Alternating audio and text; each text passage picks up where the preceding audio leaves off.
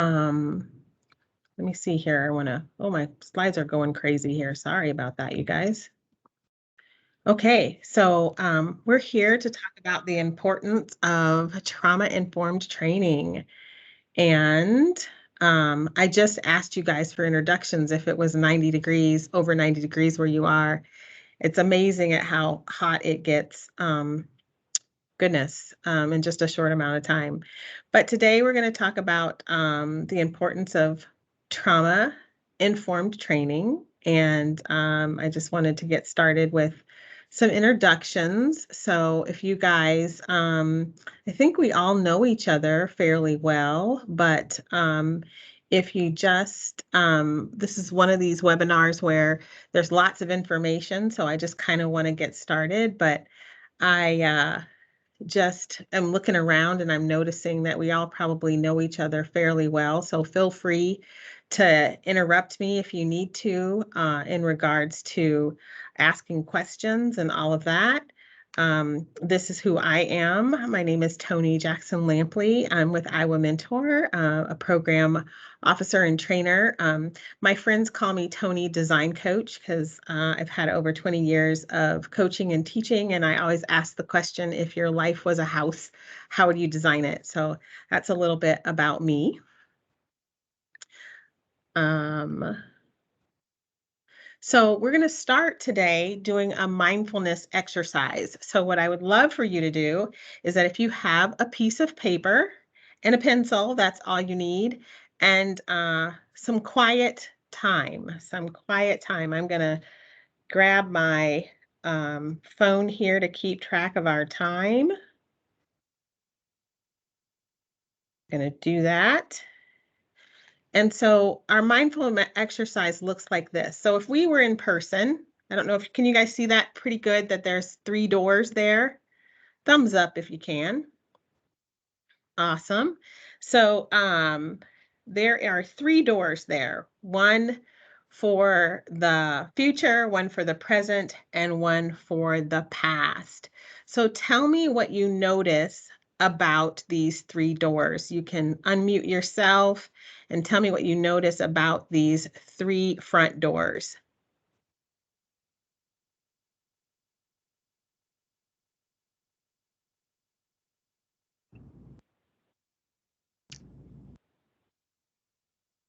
I'll jump in. You said you wanted us to like verbally. Yeah. Okay. Yeah, I mean, I guess just the first thing is like the past door is closed, so that is shut and it just is, and then the present and future are both open there. Okay, perfect. Perfect. Perfect. That's right. So the first thing we're going to, oh, oh, go ahead. Oh, I'd also say that the future is dark because it's the unknown, and the present is very inviting to be a part of right now because right. it's full of color. Yeah, yeah, yeah. Okay. Anyone else? Okay, so what we're going to do is I'm going to give you 30 seconds on the clock to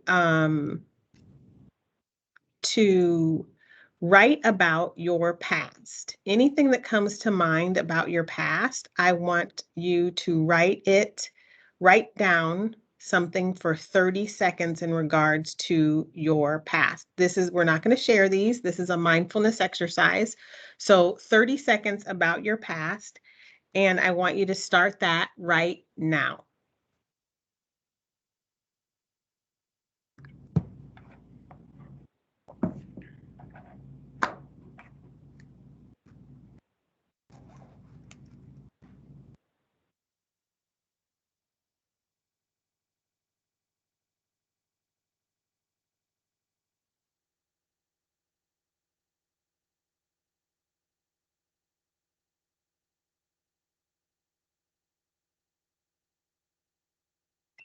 Okay, so that's our stop.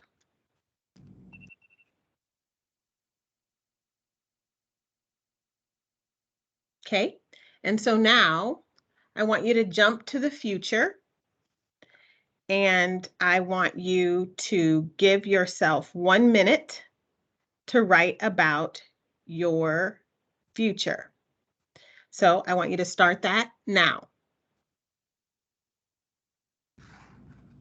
1 minute about your future. You can write anything about your future. Maybe it's plans that you want or things you're hoping to do.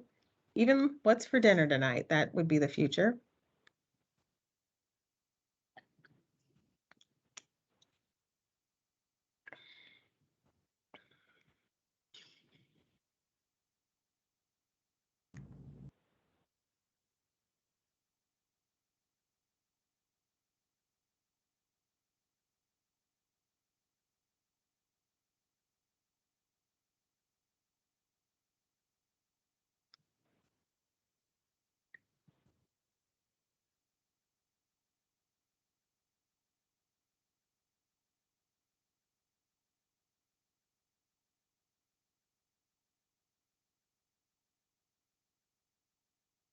Okay, you can stop. Now we're going to spend time in the present, and I'm going to give you 1 minute and 15 seconds for your present right now. What's happening right now? I'm going to give you 1 minute and 15 seconds. That starts now.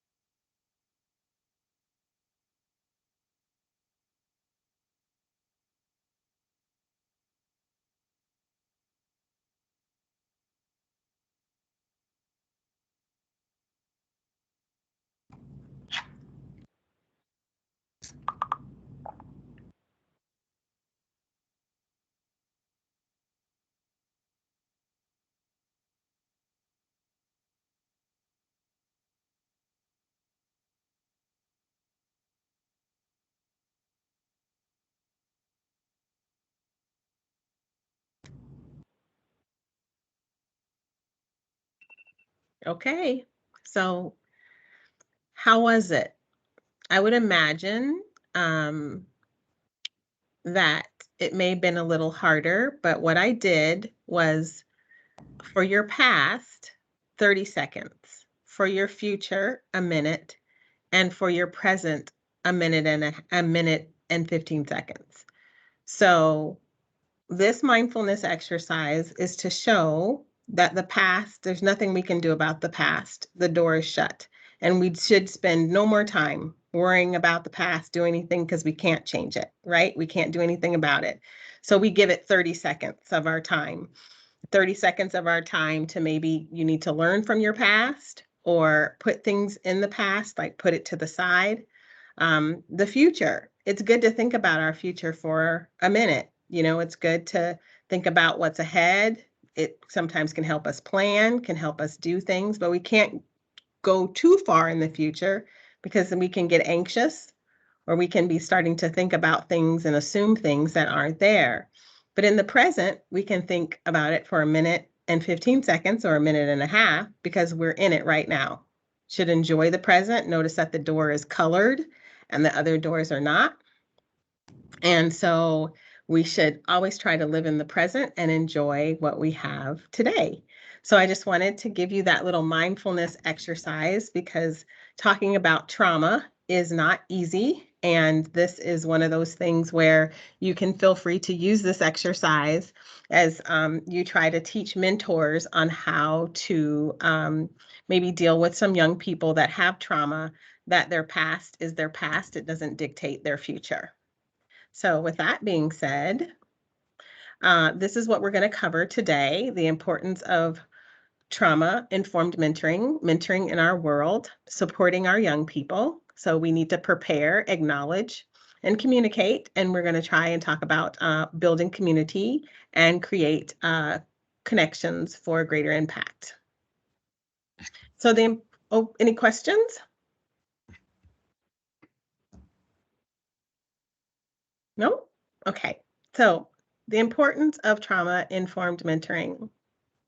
So in our world today, as you can tell by this slide, there's a lot going on.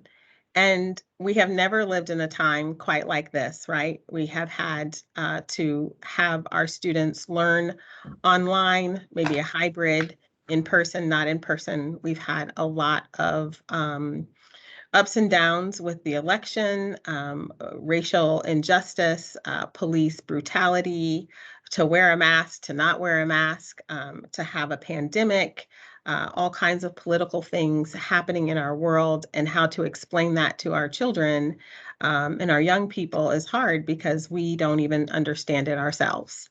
So it can be very difficult to try to explain the world we're living in today and keep them empowered and keep them knowing that they can make a difference. So what is trauma? Trauma is the personal experience of interpersonal violence, including sexual abuse, physical abuse, severe neglect, loss, and or witness of a violent terrorism or some kind of, maybe it's a motorcycle accident or some kind of disaster. Events that are shocking, terrifying, or overwhelming to the individual. So it can result in feelings of horror or helplessness, fear. Trauma occurs when the external threat overwhelms a person internally and externally external positive coping resources. So these numbers are a bit old, so I imagine that they're even more alarming today, but 71% of children are exposed to violence each year. 1 in 4 girls and 1 in 6 boys were sexually abused before childhood. All of these are very alarming and disturbing, but it is prevalent in our young people who, most of them, we can look at this and say, we have some children in our that 6 degree of separation is more like 3 degree of separation of children who may have who may have experienced trauma. So there are 3 E's in trauma: the event, experiences, and the effects. So the event is the circumstances, of course, that cause the trauma. The experiences is an individual of the event determines whether it was traumatic or not. And then the effects of trauma include adverse physical, social, emotional, or mental consequences. So why trauma-informed care matters? Well, violence, behavior involving physical force intended to hurt, damage, or kill someone or something, toxic stress, prolonged activation of stress. We all know that fight, flight, or fight type of mentality, that prolonged stress, particularly in absence of a great relationship, can cause some different architecture in our brains, right? So, and then ACEs, we've heard that before, where adverse childhood experiences are stressful traumatic events, including abuse and neglect, and that can impact brain development in children. And so, it can affect, of course, young people with their brain development, their ability to trust others. Here's the list. There's all kinds of things that, kind of like if you can imagine a suitcase, they're carrying these things around all the time. And we have talked about triggers before, where different things can trigger them, even though the event has been in the past for many years. These are still some of the things that can show up. So we know that in our work that trauma is often overlooked because we look at it as a behavioral response that resembles delinquent behavior. And we don't really get to the bottom or the core of an issue. So as an example, you may have a student or a young person who may continually miss class or continually show out in class. Showing out meaning not paying attention or breaking their pencils or not following instructions in class. And we, sometimes as teachers or educators, we can think of that as a delinquent behavior, but stress manifests itself in all kinds of different ages and stages. So we need to be aware that this could be a result of some kind of trauma, and many just don't connect the symptoms or behaviors displayed to trauma, thus, leaving us with punishment of the student or the young person rather than helping them. And that, of course, we know does not help the situation. So this is where we come in. And so I'm giving you this information for you to use as an organization, but I am hoping also that you find some nuggets in here that you can take and use for you teaching mentors on how to help people or students or young people with trauma. So the power of a consenting adult. We know that people who have faced trauma are young people who have faced trauma, that the best way to unpack that trauma and have healing start is the power of a caring and consistent adult. So supportive adults can protect and buffer children from toxic stress.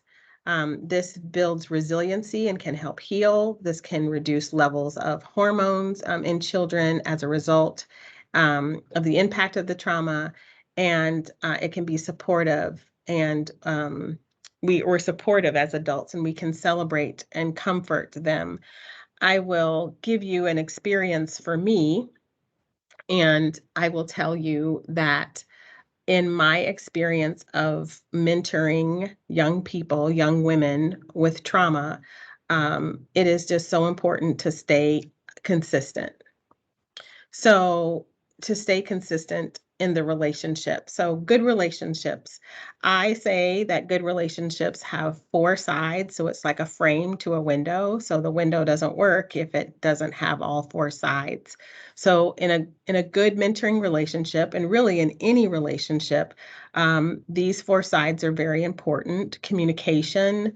Of course, we want to be able to communicate and connect with our young person. Self-examination, that means where you are and how you feel about a situation.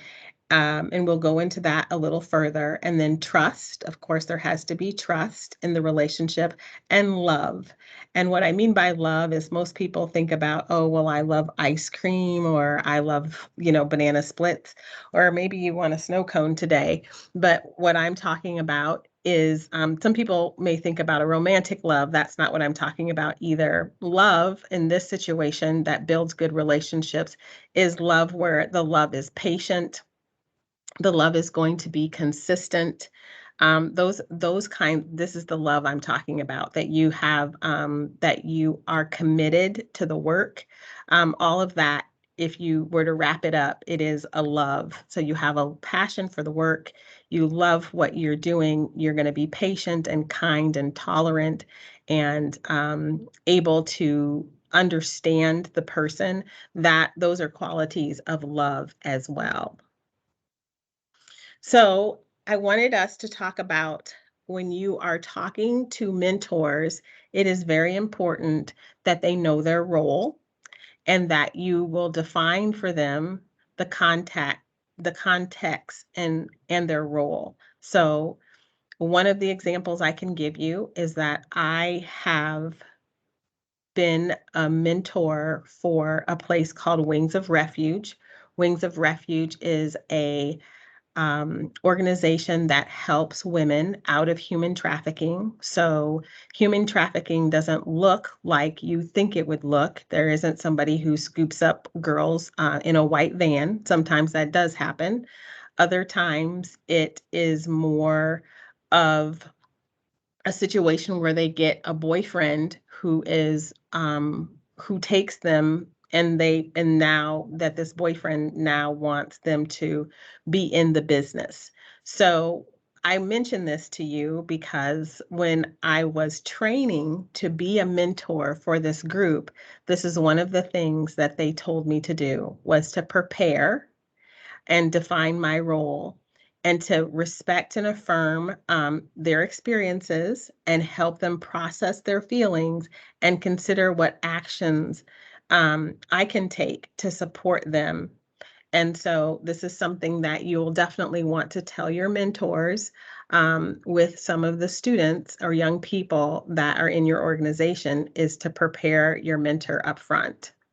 So you can tell your mentor to do their homework and take the time to learn about the factors that impact the overall wellness of the young people of your mentor. So when I was learning about human trafficking, I had to learn about all the faces that it could come in. It could come in as a boyfriend. It could come in even as these kids' parents who decided they needed to make money, and and they exploited their children. So there are all kinds of ways. So I had to do my homework and understand the impact of what I was walking into. Then I had to know myself. So you need to tell your mentor when they're dealing with trauma um, in young people that they need to know who they are. You know, create a plan to manage their feelings. So I had to create a plan to manage my feelings. One of the things that in the house, so they have a house where these women have come from human trafficking and now they're in a safe home. And in that safe home, I would come in and do some life coaching, or I would do vision boards or those kinds of things. And I had to know myself. I had to know that whatever lash out or trigger that had nothing to do with me. And I decided that I was going to, try to make sure that I was going to do the best for them, but know myself that I could separate myself from what I was doing and keeping my personality out of it. So I'm a hugger and you can't hug. And I like to smile and would love a smile back, but sometimes these women did not smile and I could not let that affect me. So that's something that you should let your mentors know when you're training them, but then also you need to effectively support them as they try to figure out that balance. So now we're going to go on to communicating strategies and having effective conversations with someone who has faced trauma. So, one of the strategies we talk about is acknowledging what's going on. You can't, in this world that we live in now, here's the picture of the young girl with a mask on. You know, it's okay to ask them how they feel about the pandemic or how they feel about staying at home or going to school or whatever the question may be. But it's so good to acknowledge that there is something going on, because a lot of trauma, what kind of invokes some trauma in some people is that no one acknowledged what was going on. So that was always one of the issues.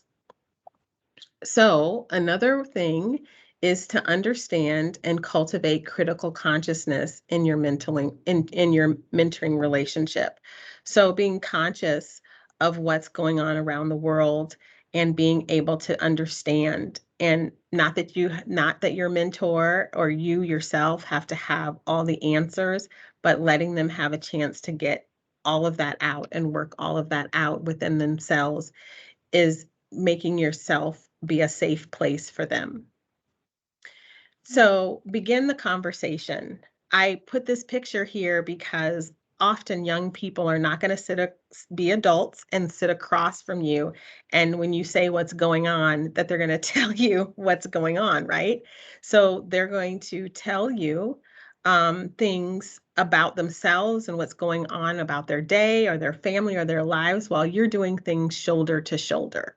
So here is a woman with a young person, and it looks like maybe they're gardening or they're in a greenhouse or they're doing something.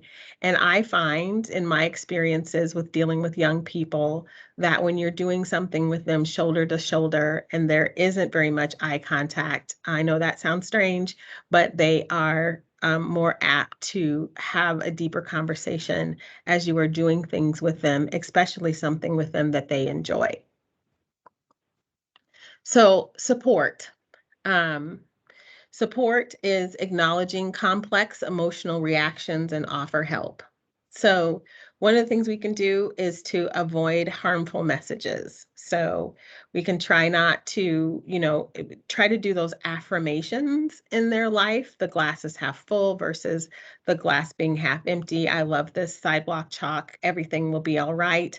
Understand the range of emotional reactions that young people can have in different ways, and always ask about their safety. Do they feel safe in their situation? Do they feel safe in their home?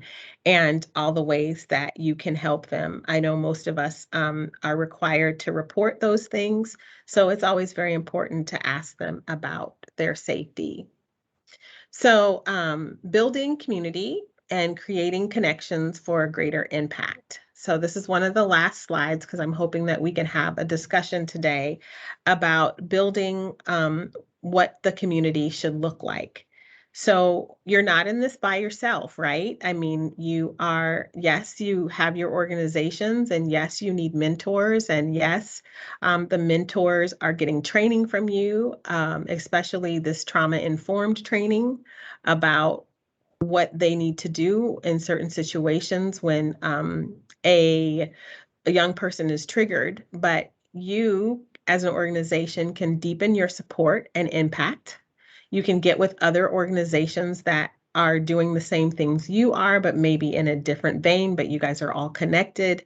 And you can empower young people to set an agenda for a community, and start to have a conversation. I think that what I would love to see some time is for us to have a youth advisory council. I would be interested in knowing if any of you all here on the call, here in our webinar, have a youth advisory council, and having peer-to-peer relationships is sure a help when it comes to trauma-informed mentoring, because sometimes they may want someone who can relate to them. So these are just my references here. I kind of went through the slides pretty fast. Mary, we can kind of go back to the full screen. I'll stop sharing. I'll stop presenting. And I would love to get you guys' thoughts, and would love to know some of your experiences that you have had with trauma-informed training, what your mentors have to say about the training that you give them, and what you have experienced yourself.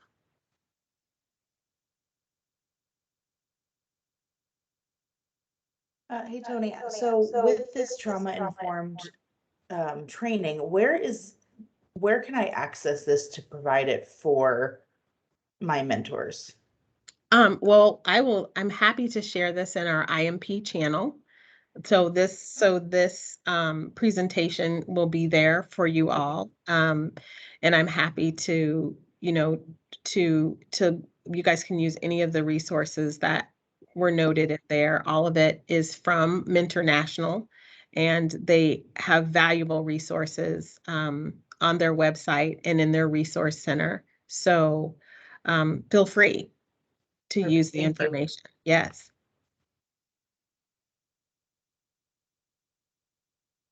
So anyone who does trauma informed training, I want to give a shout out to Big Brothers Big Sisters, Lynn Carroll. You guys have a beautiful trauma informed training care route map.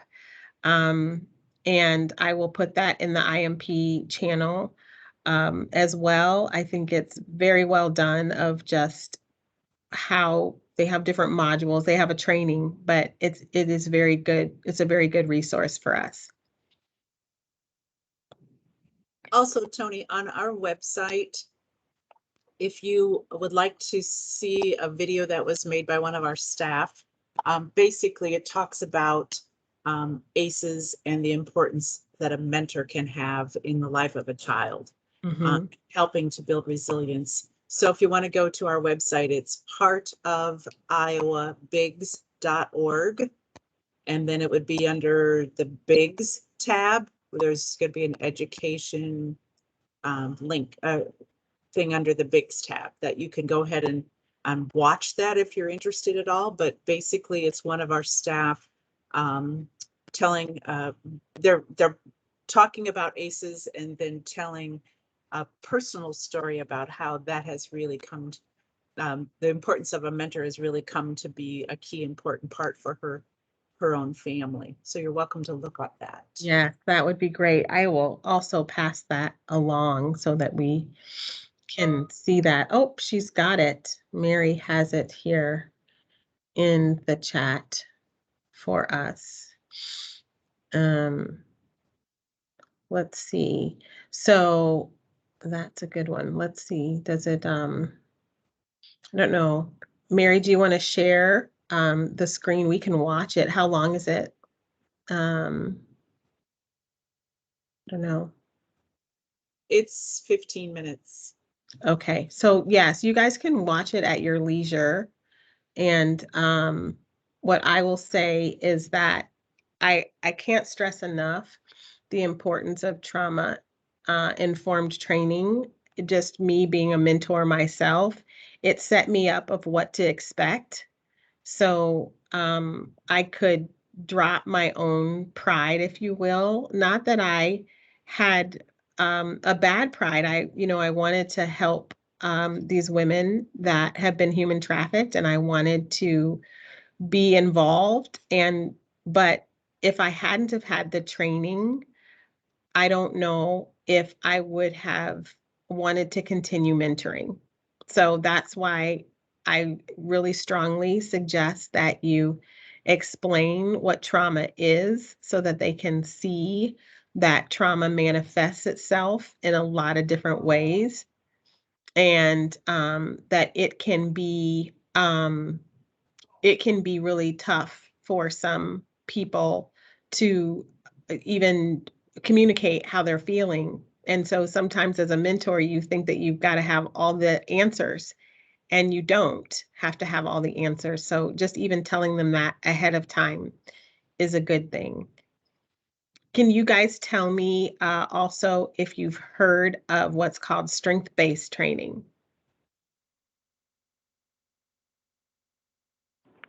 So hands up or a reaction if you've heard of strength-based training.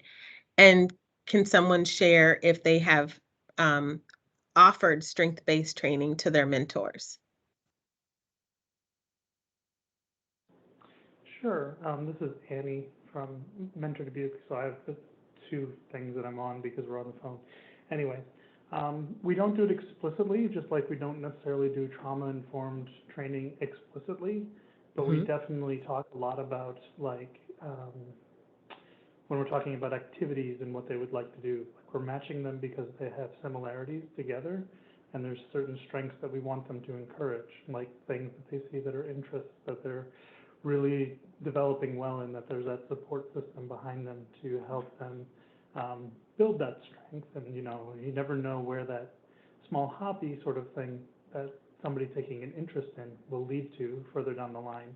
And yeah, as far as trauma-informed care, we just kind of ask for humility from the side of the mentor to Right. be, yeah, like you said, we talk about the stop, drop, and roll for tough conversations of kind of just stop, take a moment to think, dropping that first biased sort of thought and rolling into conversation with them. Because usually when a youth brings something up, they have a reason why, but they might not be able to communicate it very well. So, Right. yeah. So we don't technically say it explicitly, but we do try to focus on those aspects as well. Yes. Thank you. Thank you for sharing. Appreciate that. Anybody else wants to share how they how in their organization they train their mentors on trauma-informed training or trauma-informed care?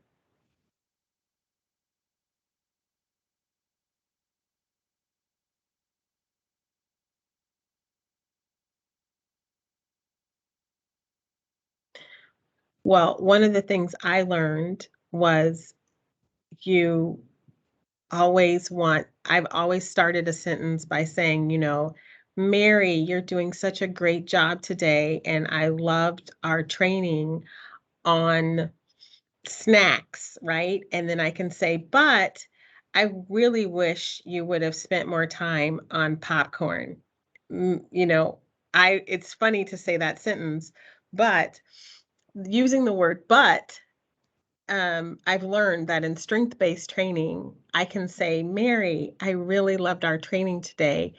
And I liked what you had to say about jelly beans, and I really like popcorn.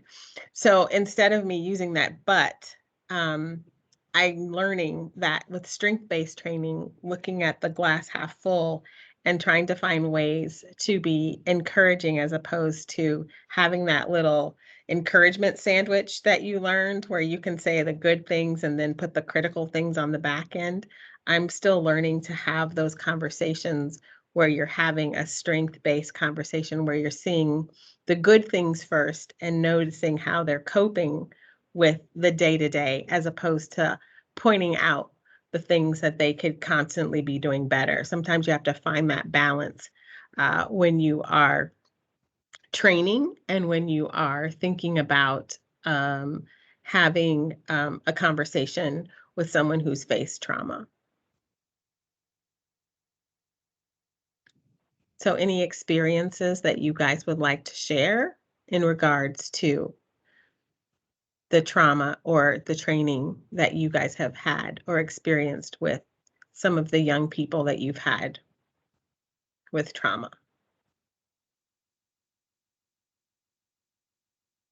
As a staff, we have brought in somebody from Four Oaks out of the Cedar Rapids area. His name is Brian Christopherson, I believe. If anybody needs that information, I can pass that on. But he did staff training for us specifically on ACEs and the importance of who we are, recognizing those ACEs for kids, and that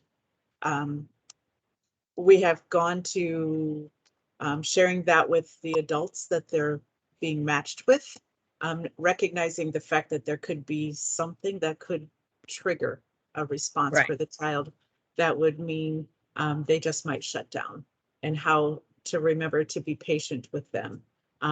But the important part for them is to continue to be consistent and present for that child.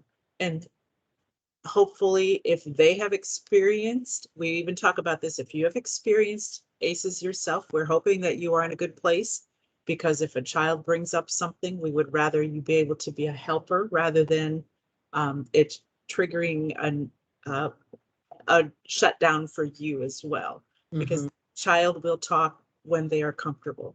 I think sometimes mentors go into this thinking, oh, I'm going to have a fabulous life-changing experience with this child.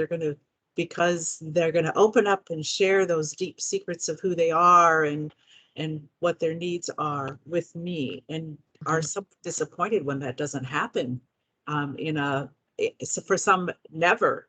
But some they have like a timeline for that. And we have to continue to remind them that that's not how it's not predictable, and it's not really how this works. And it's the importance of just continuing to be present, continuing to be open and listening. And yes, like you said, sometimes we just are walking along life with them, and then they'll open up Right. when they are ready. Yes, yes, yes, yes.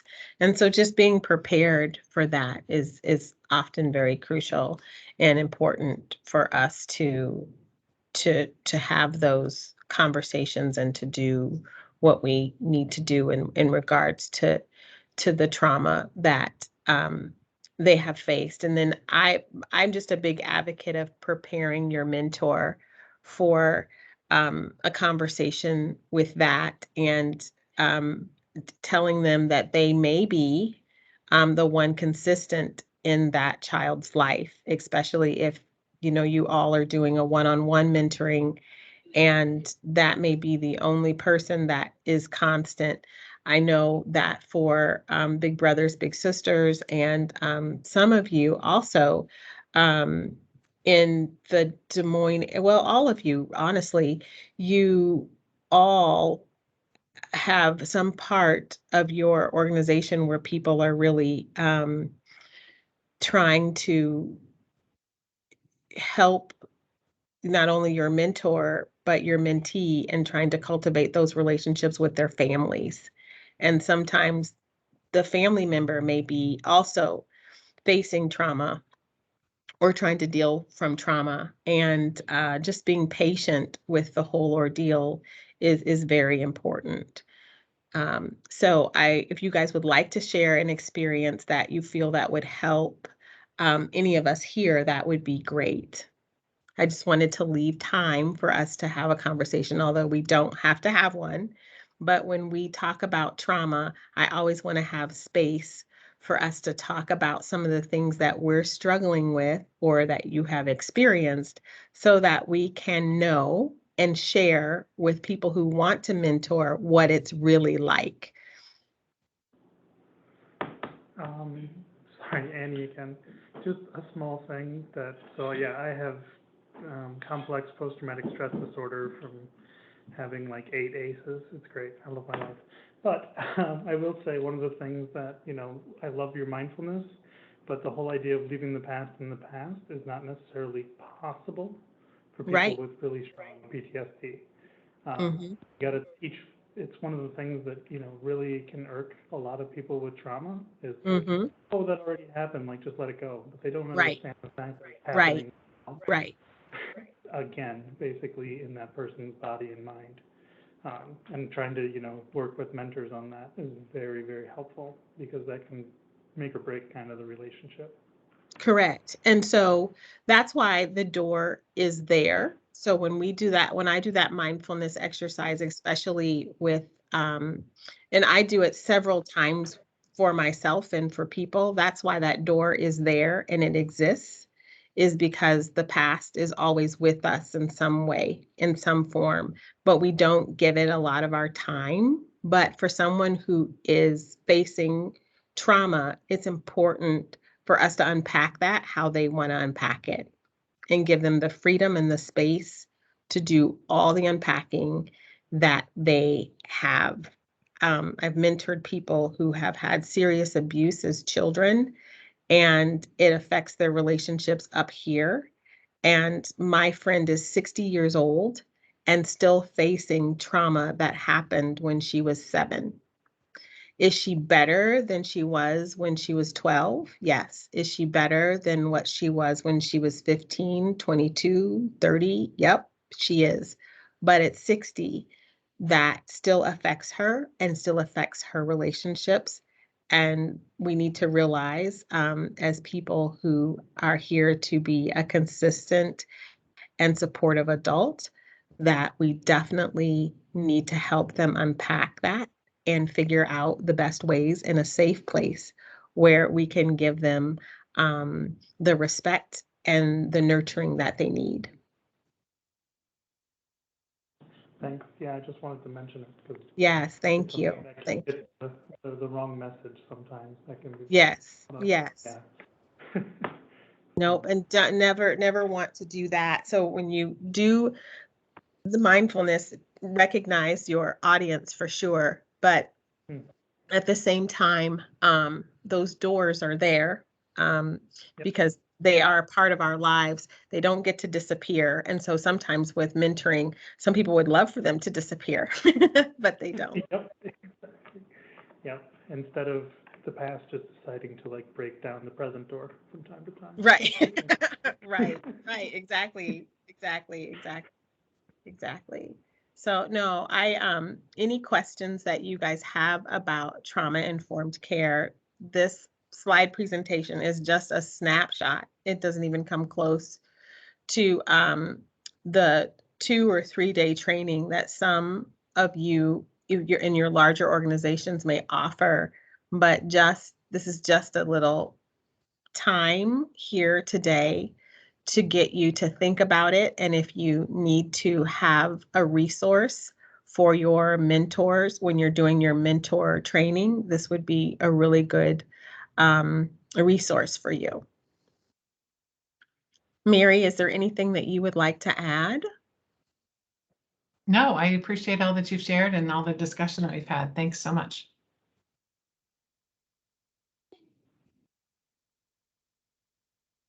So you all, I don't want to keep you on a beautiful afternoon on a Thursday, even though it is 90 and hot, and I hope that you're not melting. But I'm not going to complain, because I remember when we did our February webinar.